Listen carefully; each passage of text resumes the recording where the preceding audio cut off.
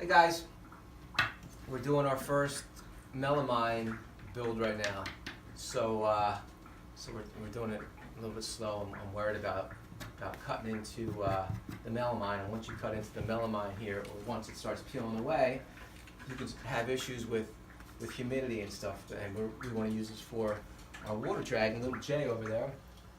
So we usually use plywood and stuff like that to build for the tortoises, but we wanted to try this Melamine. It just looks a lot nicer, and it's you know, you can spray in there, you can get it wet, and it's pretty durable. But the sides, as you can see on the sides, it's the little test piece, so I can test how the drill bits work since I never worked this before.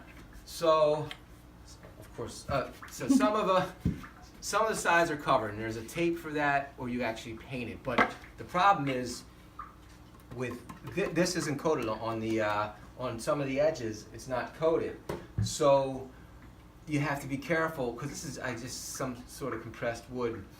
And what they say is, if water gets in there, if you do a screw where there's a chip in there, and you have a high humidity enclosure, or you're spraying in there and water gets into this tends to swell up, and then it cracks, then it kind of ruins the Melamine.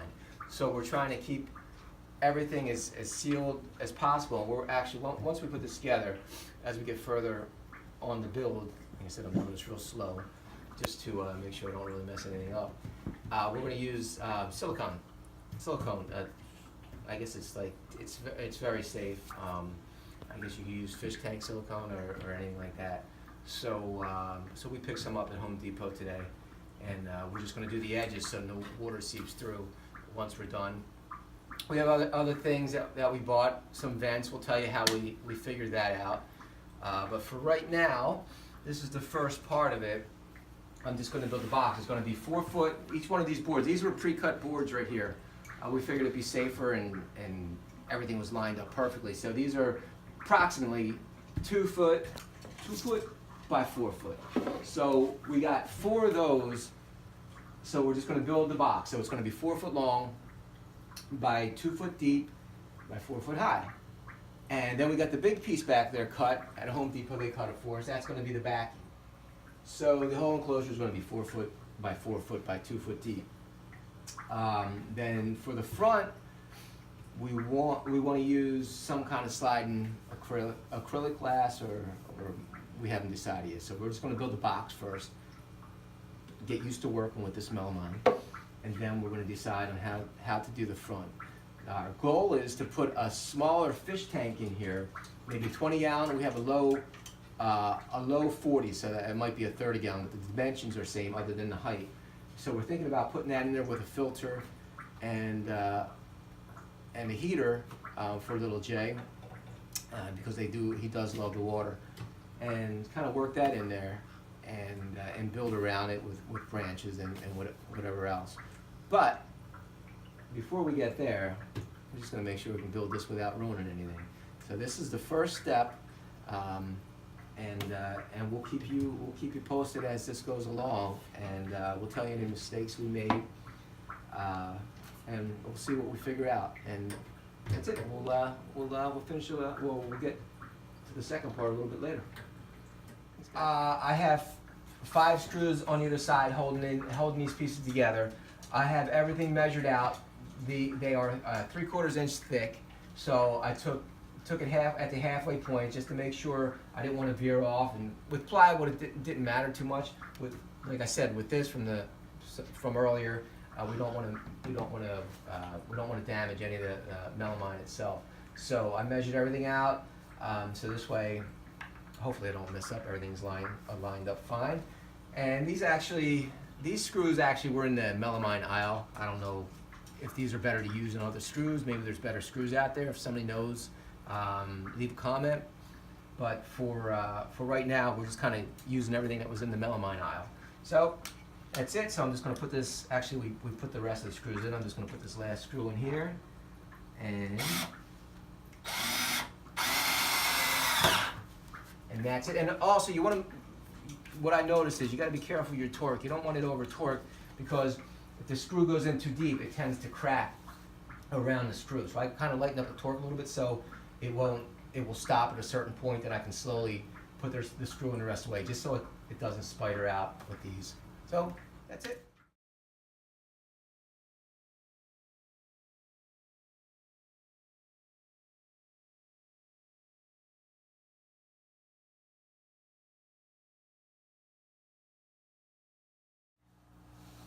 All right, so here we are with the Melamine enclosure again for little J. What we're doing right now is we're going to put the vent holes in the back. We already put them on the sides. As you can see right here, we have 4-inch vents, and we bought these 4-inch vent covers at Home Depot. There was like a pack for, was it $6 for 4 or something like that? It's pretty cheap. So we got a 4-inch circular saw blade here, and not a circular saw blade, but a circular blade, and we're going to cut two in the back. So we just measured it out to where we wanted it, and we're going to put those in. Now, the way we built this here, the back isn't perfectly lined up to the rest of the enclosure. We bought these from Home Depot. I might have mentioned in the last video. 2 foot by 4 foot approximately, and they were pre-cut pieces, so they were perfectly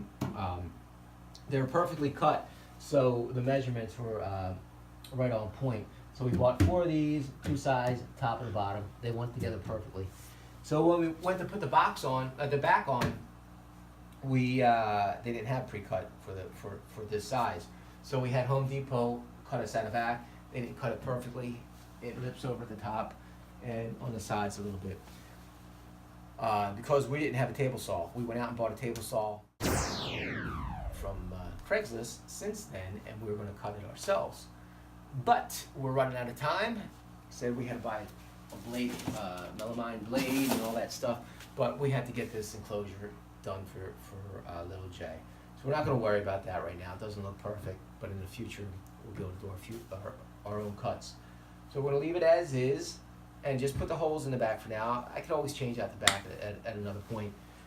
So what we noticed and what we learned from watching YouTube videos, when you're working with melamine, when you're doing the cut from this side, it takes the surface of the melamine, which is the main part. It goes through nice. When it breaks through the other side, it's when it could be it could crack a little bit. So, and we don't want that because moisture can get in, and this can tend to swell if moisture gets in there. So I'm going to start the hole on this side, so we get a nice cut on the melamine side here. Then we're going to finish it from the inside, so both sides are getting the saw blade. The melamine will, both sides of the melamine will be getting a saw blade, so it should be smooth. It worked out well with these two. We're going to do the same thing, and that's it. So now we're going to do the cut. I already measured it out. We know where it wants to go. We're 14 inches in on this side, about 32 inches high, and so this is what, if we can get this started at least, somewhat on point. It has a little pilot hole there.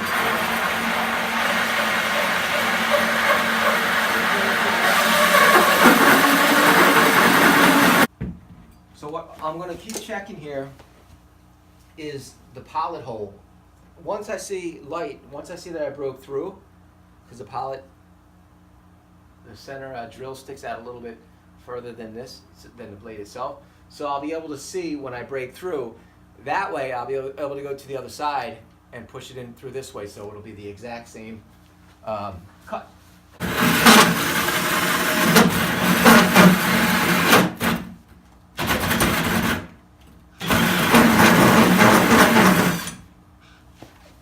Alright, we're through to the other side. Now, let's go over here. Okay, guys. So as you can see, we have the pilot hole now, so that's why we wanted to pay attention. So now I'll just put this right in there, and we'll do the same thing.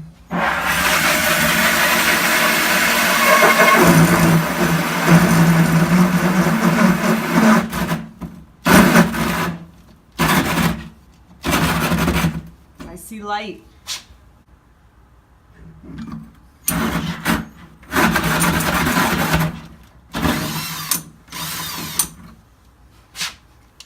Ta-da! So, as you can see, it did chip a little bit, but I think that was from me bouncing around with this thing. But we are going to seal that. We are going to put a little bit of sealed in there. Now, I'm not sure this is all we have. I'm actually going to power this this charger up. I might not have had the power that I should use when I'm using a big blade like this, because it felt like it was struggling. So I'm going to charge this up a little bit before we start on the last hole. That's how we did it. As you can see, these came out better. Like I said, we could be losing charge here, so it's one of those things where you have to just get the feel of it, and I totally don't have the feel of it yet, but you know, you have to get used to it. It actually snags. I expected it to work kind of just like a regular drill, and the first time I did it on a practice piece, and man, the thing almost shot out of my hand. So you have to really keep it steady, but not too tight, because then if it does snag, it will jump. So I definitely learned that there's a feel that you have to get to this, and if anybody knows how to do it better, any of you construction guys out there, please let us know.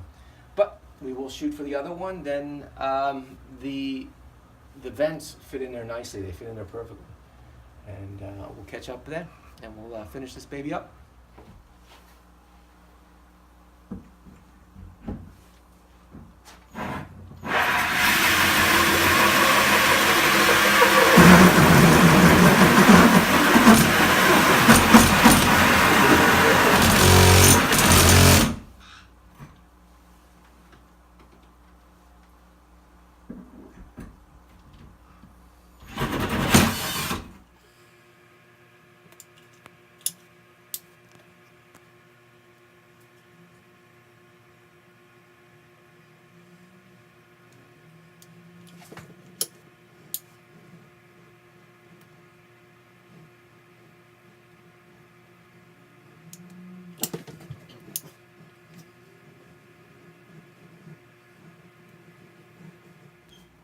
Alright folks, this is where we are. We installed the vents. 1, 2, 3, 4, 5. We kind of converted this last vent. The lighting that we originally were going to use didn't work out, so we're just using one just a regular light. Actually has incandescent fixtures on there. Has two separate switches which are on the outside. So we're going to go with that for now, and I was going to cut the wires and just make a small hole, but we decided to just use the vent and just cut a couple of the little vents out of it and just run the wires through there, so just to make it a little bit easier. So we can use another vent up there anyway. Then we use white silicone to seal all the edges, all the corners. And I think we got them all, and the inside here and along the inside of the track. And the next thing to do is add the other 2x6 up here. We're going to leave a little vent on the top for ventilation. So once we put that in there, our acrylic doors, which are an 1/8 inch thick, and they're 24 by 36. It's probably not what we're going to go with in the future, but we're just kind of experimenting, and I ordered these off of Amazon, so we're just going to try to make it work. But there's other things we'd rather use. We might just go with straight up glass and better. These are just, the tracking here are just tracks from that I think they use for wood paneling. So we're just gonna try to make this work, and hopefully the sliding doors work for now at least. And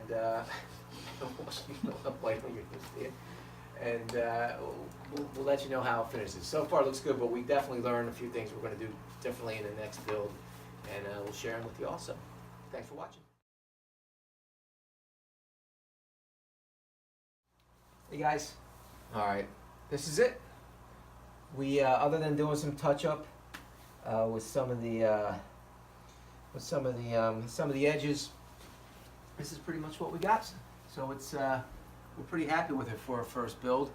Like I said, next time we have we're going to do things a little bit differently, but we have to put some silicone on the inside of this track here and on the outside, and touch up some paint on the outside. But we got the acrylic doors in. They're sliding pretty nice. We have to get a couple handles for the doors, and also have to put this railing here. We're going to put a strip on this side and a strip on that side, just to stabilize it a bit when it's shut.